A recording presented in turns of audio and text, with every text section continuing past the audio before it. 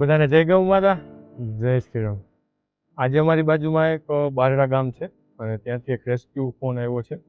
ગૌ માતા સુરદાસ થઈ ગયા છે એટલે અલગ અલગ જગ્યાએ તો તે દેખાતું ન હોવાથી ભટકાય છે, તો હવે અમે એને રેસ્ક્યુ કરવા જઈ રહ્યા છીએ।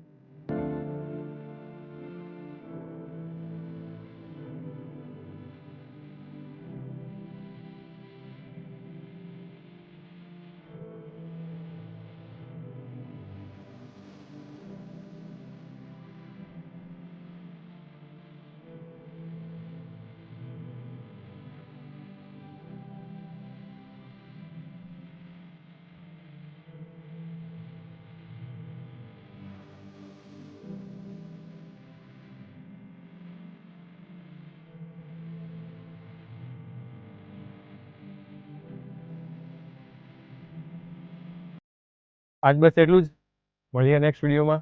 ત્યાં સુધી સાંગાવપા ગૌશાળા ઇન્સ્ટાગ્રામ પેજને ફોલો કરો અને નારાયણ ચેરિટેબલ ટ્રસ્ટ યુટ્યુબ ચેનલને સબસ્ક્રાઈબ કરો, જેથી અમને સપોર્ટ મળે।